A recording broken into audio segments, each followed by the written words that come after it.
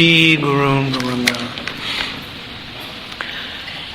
Om Agena Tamarandasya Gananjana Salakaya Chakshmatam Yena Tasmai Shri Gurave Namaha.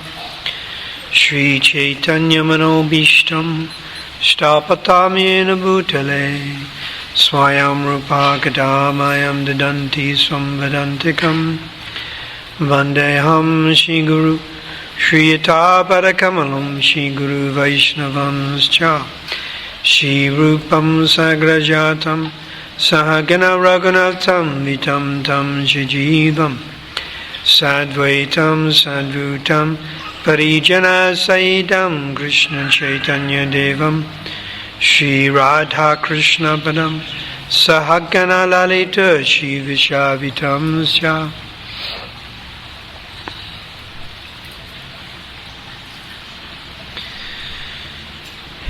He Krishna Karana Sindhu Dina Bandhu Jagatpate Gopisha Gopikanta Radha Kanta Namostate Tapta Kancha Gaurange Radhe Vrindavaneshwari Prishabhana Sutadevi Pranamani Haripriya Vanchakalpa Trubhyascha Kripa Sindhu Bhyevacha Patitanam Bhavanebhyo Vaishnavebhyo Namo Namaha. Shri Krishna Chaitanya Prabhu Nityananda Shri Advaita Gadadha Hare Krishna Hare Krishna Hare Rama Hare Rama Rama Rama Hare Hare.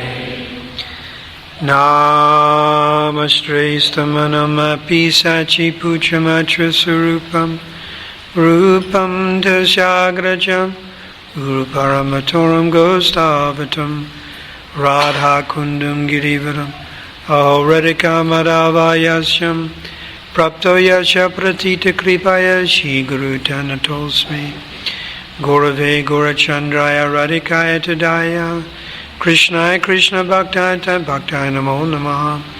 Chaitanya Charanam Bhoja Mukundalaya Bhaje Yesham Parashara Matrena Paramapayamo Bhavad Pangam Lagayate Sailam Mukamavata Akshutanta Kripatamam Bande Krishna Chaitanyeshwaram Durgami Patimandasha Skala Patikete Maho Swakripayasti Danena Shanti Shantivalambanam Shri Rup Shri Sanatanam Bhatta Raghunath Shri Jiva Gopala Bhatta Dasa Raghunath H.I. Guru Karanchana Vandana Yahoite Vignanasa Vistaparam Jai Jai Shri Chaitanya Jaya Nityananda Joy Advaita Chandra Jai Gaur Bhakta Vrinda Jai Jai Shri Chaitanya Jaya Nityananda Jai Advaita Chandra Jai Gaura Bhakta Vrinda Jai Jai Shri Chaitanya Jaya Nityananda Jai Advaita Chandra Jaya Gaura Bhakta Vrinda.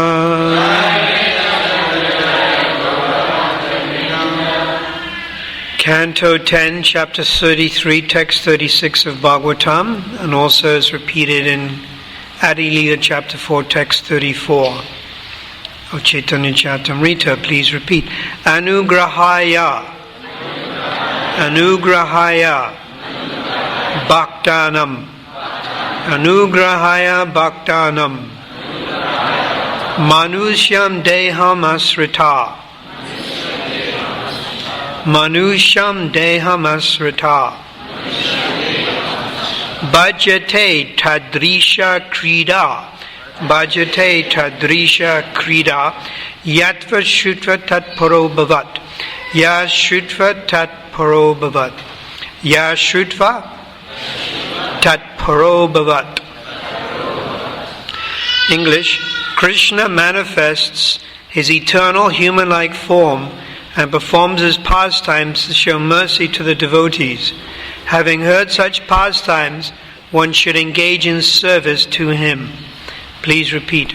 Krishna manifests his eternal human-like form and performs his pastimes to show mercy to the devotees. Having heard such pastimes, one should engage in service to him.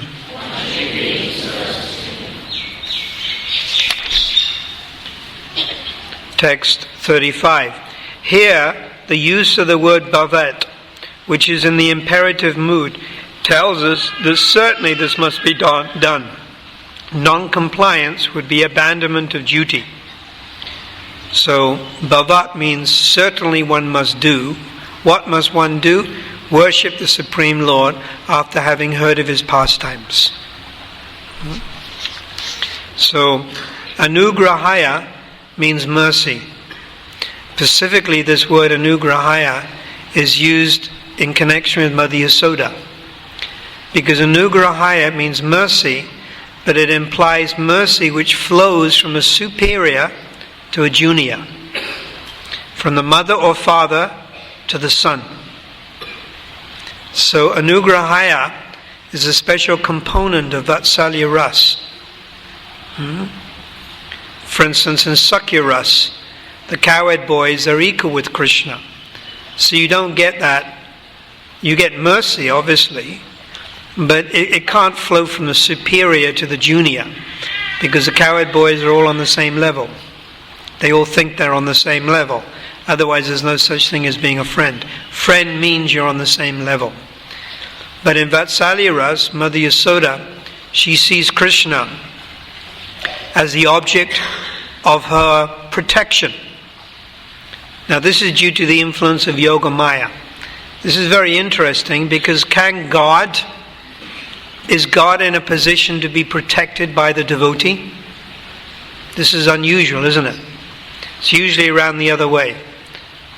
What way should it be? The devotee is protected by the Lord. The devotee prays to the Lord for protection. My dear Lord, protect me. My dear Lord, guide me. My dear Lord, maintain me. My dear Lord, save me. But here in Vatsalya Ras with Mother Yasoda, it's around the other way. And Mother Yasoda is protecting Krishna. When Krishna goes out in the daytime on Goshtha Lila, which means playing with the cows and the cowherd boys, Mother Yasoda, she's very much in anxiety. What will happen to Krishna? Maybe some demon will come. She's in anxiety. Is Krishna eating enough? You know how the mother's always worried that the son and daughter's not eating enough.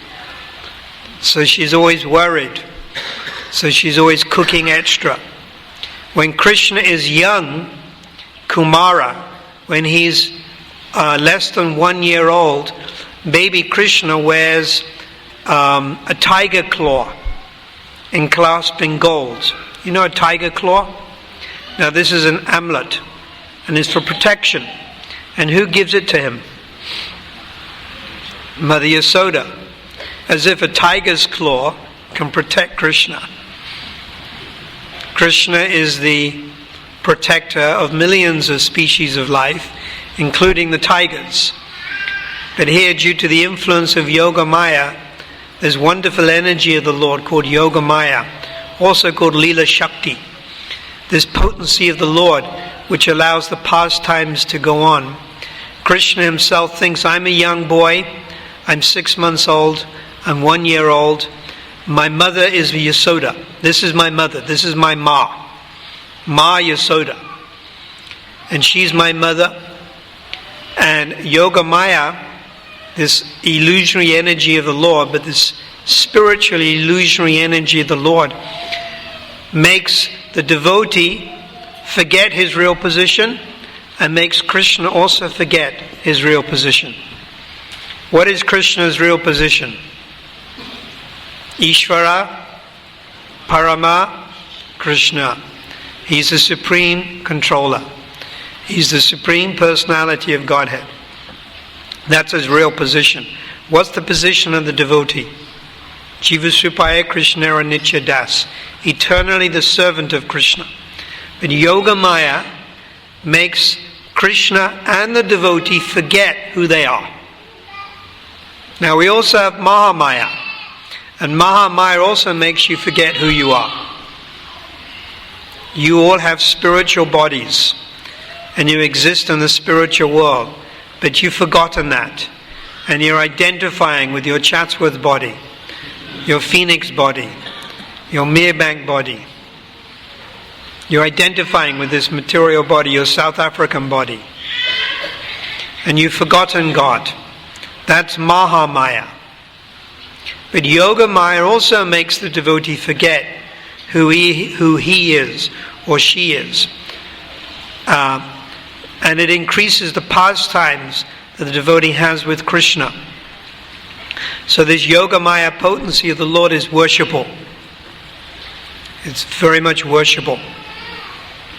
So Krishna manifests his human-like pastimes. Manusya deham asrata. Manusya means what? Human. Manu, from the word manusyam, manu came man. Deham means body. Asrata means to accept shelter of. Like ashraya. Ashraya means the devotee you take shelter of. Ashraya tattva. Ashraya means to take shelter of. So, manusyam deham asrata. Krishna takes shelter of manusyam, human-like form. But we should never make the mistake of thinking he is human being. He still retains the position of being God. So, anugrahaya, he shows mercy, bhaktanam, to his bhaktas. Who are his bhaktas? There's many different types of bhaktas.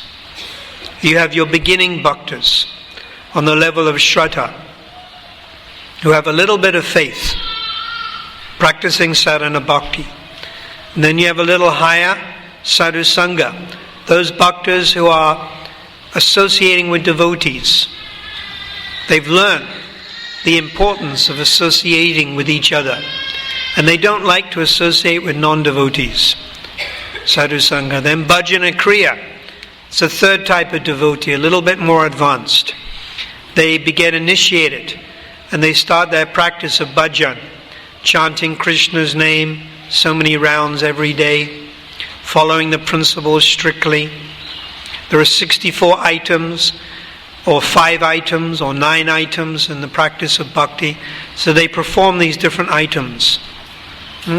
Like the 5 most important items in the practice of bhakti. What are they? Harinam, chant the name of God. Srimurtaye, what does that mean? Worship the deity, like at 7 o'clock or right after Aarti. Well, we'll have Aarti at 7, but then we have the Damodarashtakam. You offer lamps, offering lamp. Or even just standing and observing the deity respectfully. That's also worshipping the deity. Offering some prayer. Srimurtaye, Bhagavat Shravana, reading scripture. So chanting Hare Krishna, worshipping the deity, reading scripture, associating or serving the devotees. And the last one, living in a holy place. So you've come to live in a holy place for a few hours. Shri Radha Radhanath is a tirtha. It's like Vrindavan, away from Vrindavan. So you're coming to live here for a few hours, which is very good. So bhajana kriya is devotee, then above bhajana kriya is anartha-nivritti. And anartha-nivritti means the devotee who is consciously, he or she is consciously trying to clean the heart from greed, anger, lust, arrogance, envy, conceit, pride. And then beyond that is a devotee on the level of nishtha. A devotee who is very steady in his or her practice of spiritual life. Each stage is correspondingly more advanced than the one before. So Nishta means the stage of steadiness, where you're steady in your bhakti, where you disturb you so much. I think it's true to say that our mind disturbs us a lot of the time. But on the level of Nishta, you've learned how to tolerate it. And it doesn't seem to bother you so much. Occasionally, it doesn't really bother you so much, the mind. And beyond Nishta is Ruchi, where you have real attachment to Shravanam, Kirtanam, Smaranam. In other words, that's all you want to do. All you want to do is hear and chant. You don't want to do anything else. It's not that you finish your 16 rounds quickly and put the bead bag down and then run to the fridge for something to eat. Or look at your diary or think, what do I have to do now? Ruchi means all you want to do is hear and chant. It's not difficult for you to chant 32 rounds or 48 rounds or 64 rounds or even 100 rounds. Not difficult. For us, it's a struggle. We have to push ourselves to chant even 16 rounds. Sometimes it flows. Sometimes it just naturally flows. But many times it doesn't flow. So you don't give in, you have to push. So on the level of Ruchi, there is no pushing. It just naturally comes. So Ruchi means real attachment, and Ashakti means very strong attachment, extremely strong attachment. In the level of Ashakti, you can't stop thinking of Krishna. Maya, or thinking of family members and children and job and work, that doesn't even come in the mind. Simply you're immersed in thinking of Krishna's pastimes, of his name, form, quality. And then beyond that, Bhaktanam, a devotee, comes to the stage of Bhav. Bhav means the stage before love of Godhead. If love of Godhead or Prem is the sun, then Prams Soyamshu is a particle of sunlight. Can you imagine if the sun is Prem or love of God, the stage of Bhav is like one molecule of sunlight.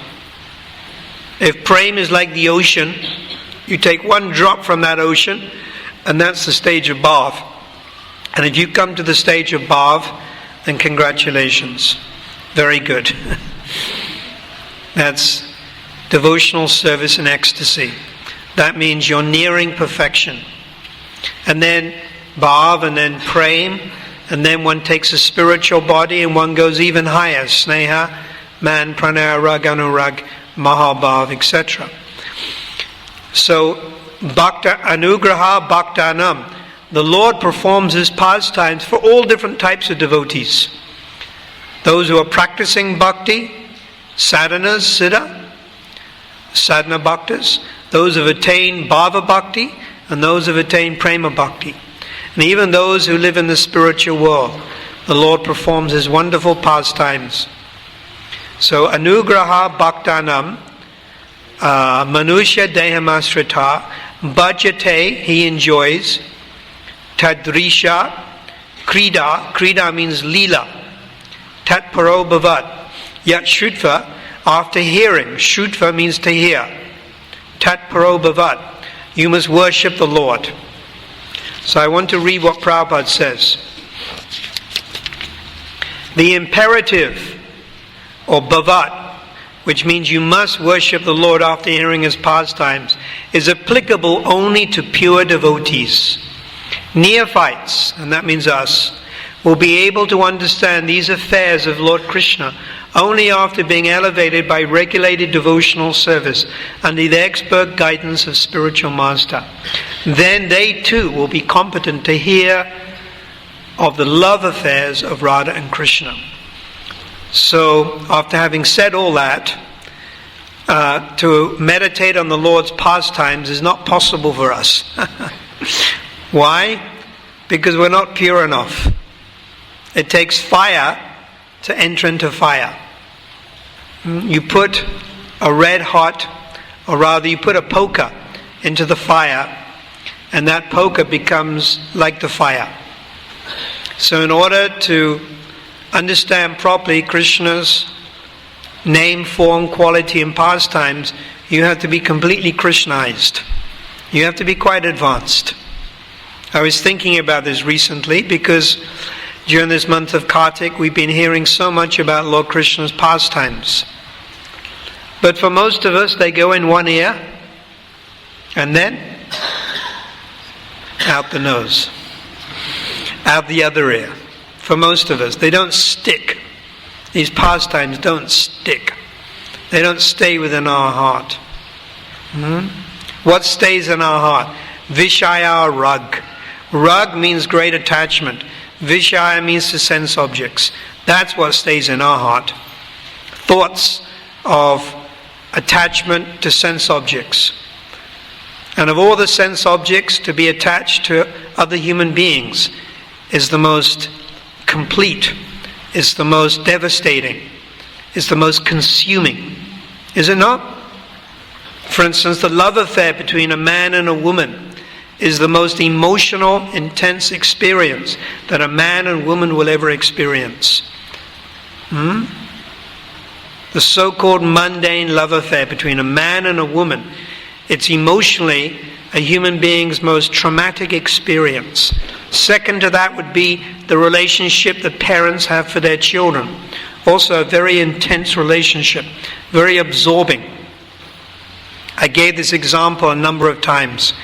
One lady, she thought she was quite advanced in spiritual life, and she had a child, 3 or 4 years old, and the child was in hospital in India.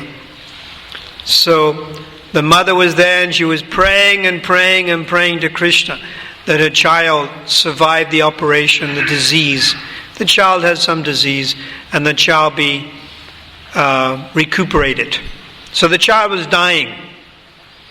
And one sadhu went there and said, now if I gave you the choice of having Krishna or having your child, who will you choose? Right now, you can have Krishna or you can have your child. And immediately, without thinking, she said, I want my child, I want my child. So this Vishaya rag. Rag means attachment, but very deep attachment. Vishaya means sense objects. Family. It's very intense. And Ranjakata, it colors the heart. It means even when you're not seeing your family members, you're thinking of them. The heart is colored. Isn't it? The heart is colored and you're looking somewhere else and you suddenly see a picture of the children and the wife and the husband. Sometimes we go to people's offices, and there on the desk is the picture of the wife and the children or the husband and the children. They live with them 8 hours a day, 9 hours a day, 10 hours a day. And still the picture is there on the desk. You see how strong this is? This is called Vishaya rag. Honestly speaking, if we could be as attached to Guru and as attached to Krishna as we are to our family members, we would be pretty advanced. I think we'd be on the stage of Bhav. That's my opinion. I think actually we'd be on the stage of Bhav. We'd have a lot of very, very advanced devotees. We'd be able to take over the world in 18 days. As Prabhupada said, give me some pure devotees, we'll take over the world in 18 days. But our devotion is mixed. We accept Krishna as the goal of life, so we're Vaishnavas, but our affection also goes to material things. It's called Vishaya rag. Vishaya rag. Vishaya means material objects. Rag means attachment. It means excessive attachment, rag. But we want rag, R-A-G-A, towards Krishna. That's what we want. Excessive attachment towards Krishna.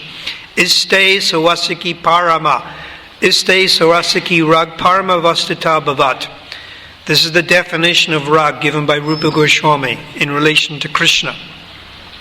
Iste, I-S-T-E. It means that thing we desire. That thing above everything else we desire, iste.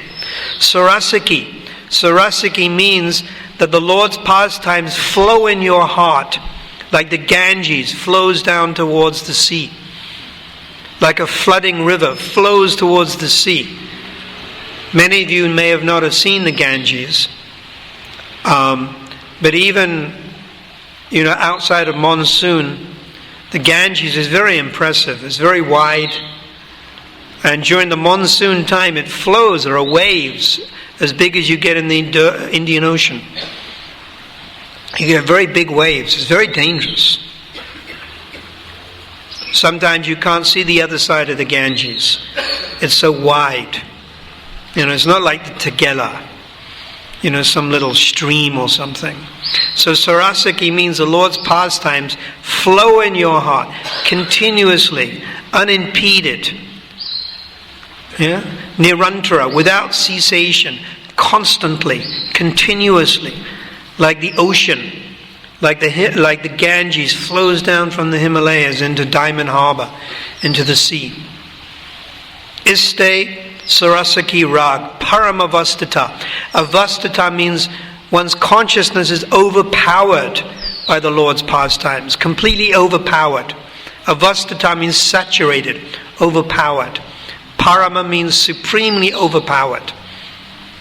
This is the definition of Rag, or absorption in thinking of Krishna. And the residents of Vrindavan are all on the level of Rag, R-A-G-A. Therefore they're called Radhatmika Bhaktas. This is highly advanced. So when we hear these stories of Krishna lifting Govardhan Hill, the gopis, the cowherd boys, Mother Yasoda, we shouldn't treat them like fairy stories or Indian mythological stories or, fairy stories, Hansel and Gretel, Aesop's tables or Aesop's fables or something like that. These are supremely relishable pastimes, and one can relish these pastimes on many different levels. And the advanced devotees are absorbed, Sarasaki Paramavastata, and always thinking of these pastimes, absorbed. Not 1 second a day, not 2 seconds a day, throughout the whole day, in the evenings, at night, in the morning. Their minds are absorbed in what is called bhajan. Bhajan means deeply absorbed in thinking of the pastimes of Mahaprabhu, Lord Chaitanya, Lord Nityananda, and Radha and Krishna, the cowherd boys, Mother Yasoda, according to Nija Samahitam, according to one's proclivity. So this is very advanced. So what stage are we on? Prabhupada says, neophytes will be able to understand these affairs only after being elevated by regulated devotional service under the expert guidance of the spiritual master. This means Vaidhi Bhakti.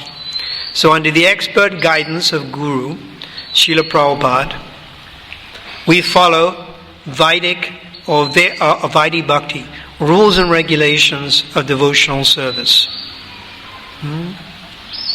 So there are 64 items in the practice of bhakti. Then there are 9, then there are 5, then there are 3, then there is 1. The 64 items include watering the banyan tree, circumambulating in front of the deity, worshipping the cow, receiving flower garlands that have been offered to the deity, offering obeisances to the deity. There are 64 items. These 64 are reduced to the 9. What are the 9? Hearing, chanting, remembering, serving the lotus feet, padasevanam. Archanam, offering incense lamp, archanam. In other words, doing puja. Vandanam, offering prayers, becoming the servant, becoming the friend, and offering everything. The last 2 are not possible for us. At our stage, our low stage of bhakti, we don't try to become friends with Krishna. That's called sahajiyism. Isn't it? You don't go up onto the altar and slap Krishna on the back and say, "How's it? How's it, boss? I've come here to see you. Here's my banana and coconut. I'm offering it to you. How's things?" No, we offer the obeisances, isn't it? Offer obeisances either straight out like a stick or with the two hands and the two knees touching the ground. We offer obeisances. So Prabhupada explains this in one purport in the Bhagavatam. Becoming friends with Krishna and offering everything, which includes becoming friends with Krishna. On our level of Vaidhi Bhakti is not possible. But those first 7, yes. Those first 7, yes. So we practice those. And then you have the 5, and those I just described. Chanting Krishna's name, worshipping deity, reading scripture, serving the devotees, and living in holy place. And then you have the 3, which is hearing, chanting, and remembering. And then of those 3, the single most important method of practicing bhakti is what? Chant Krishna's name. Simply chanting. So we have to develop this under the expert guidance of the Guru. So we're all aspiring to be disciples, grand disciples, etc. of Srila Prabhupada. His instructions are very clearly elucidated, compiled in his books. Read his books. Prabhupada said, my books are not just meant for distributing, they're also meant for reading. So we should try to read, assimilate. Many times when you read a purport, you'll feel that Prabhupada is talking to you through that purport. Many times. It can be like that.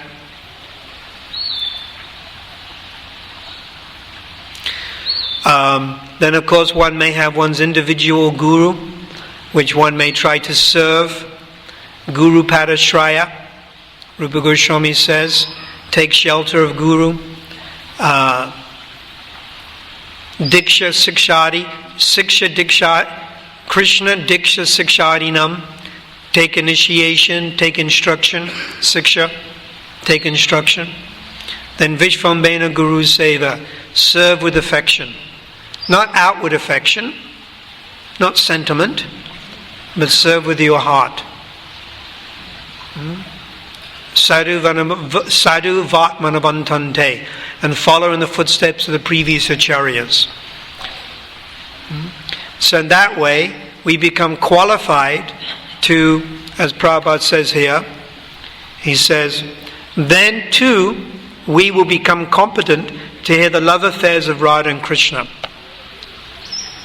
You'll notice when Srila Prabhupada gave talks, if you played his tapes, his lectures, he rarely spoke about the pastimes of Lord Krishna and Radharani, but he did talk about the battlefield of Kurukshetra. That's easier to understand and much more appropriate for us to relate to. Because this material world is like a battlefield. It's like Kurukshetra. And you've got the enemy over there. Lust, anger, greed. But sometimes the enemy take human form, and it can be our own family members or people against us. And then Krishna is giving us advice. Krishna is Guru, he's giving advice. We are like Arjuna, the disciple. We're on the chariot. You know, Arjuna is on the chariot. That chariot is the body. It's the material body. The 5 horses, of course, on the front cover of Bhagavad Gita, you got 4 horses. But there's another example where there's 5 horses. So those 5 horses represent the 5 senses. Smell, taste, touch, sound, ear, the nose, the eye, the tongue, and touch. And then those 5 horses are connected to the chariot by the reins. The reins is the mind. The central point in any type of yoga is to control the mind. Control the reins, control those horses. And it's connected to the driver. The driver is the intelligence. The intelligence is not you, it's the driver. You are the passenger in the chariot. You're the passenger, and you tell the driver, look, go right, go left, go straight on. So you tell your intelligence, go this way, go that way. But unfortunately, with most human beings, the chariot is going off the cliff. It's rapidly about to sort of go off the cliff of disaster.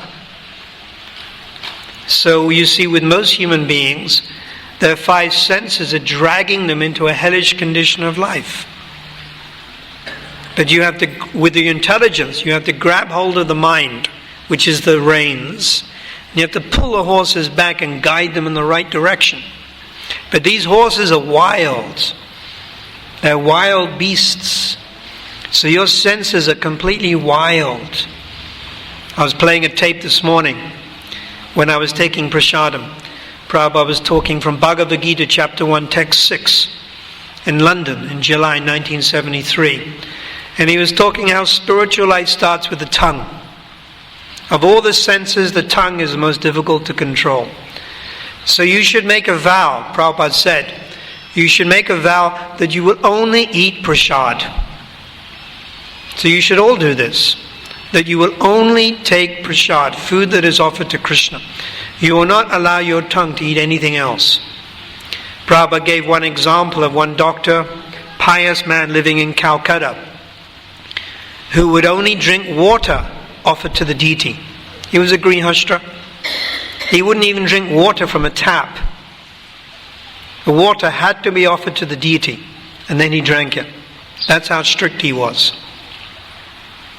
So there's no harm in becoming strict like this, especially if you're a grihastra.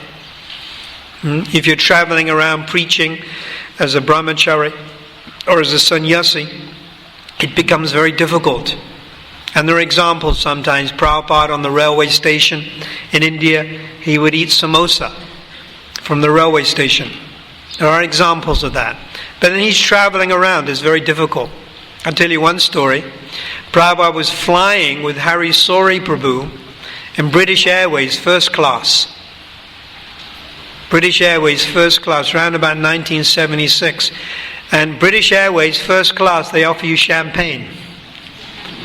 I'll have you know. So they offered Hari Sori a glass of champagne. So Hari Sori thought it was lemonade. And he gave it to Prabhupada.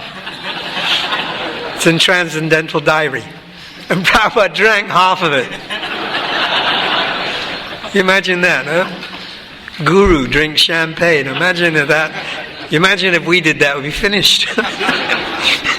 We'd be hanged, drawn and quartered, taken to court and everything.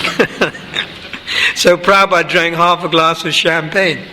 And then he gave it back to Hari Sori, and Hari Sori drank it and then realized, oh, what have I done? But it was too late. You know? Hari Sori in Transcendental Diary. I think volume 3 or volume 4. It's quite interesting. Very wonderful book. Champagne is grape juice, but it's fermented. Yes. It's grape juice, definitely, but it's fermented. It has an alcohol content. So, start with the tongue. Jivadu. Jivadu means the tongue. Sevan mukhi hi jivadu. Jivadu, the tongue. Use the tongue to glorify the Lord, chant Krishna's name, take prasad. So we should try to be strict. If you like sweets, then you just get someone to cook up a whole bunch of sweets once a week. Keep them in the fridge. Carob sweets, this sweet, that sweet, that sweet, this sweet. Then you can nibble. I knew one devotee. He was always had to nibble sweets. He always had like candy bars and sweets. And this would be late at night. He'd wake up at night, 2, 3 in the morning. He'd have to nibble sweets. So he'd have them under his bed. You know, first thing before Mangalarti, he'd have to nibble a sweet. I think he had some problem with his sugar. He always had to nibble sweets. He came here to South Africa and he's in England now. Very nice devotee. So anyhow, if you like sweets, just have a stock of sweets. But the idea is, take prasad. And the best thing you can do is you take the Mahaprasad of the Lord and you give it to your family members. We offer every day Mahaprasad 6 times a day. Get some of that Mahaprasad. Give it to your family members. That's the best way you can benefit them. It's very wonderful. So control the tongue, especially for grihastras, is very important. And Bhaktivinoda Thakur says of all the senses, The tongue is the most difficult to control. So learn how to control this tongue by chanting Krishna's name and always taking prasad. Srila Prabhupada Ki Jai, Gau Premanandi.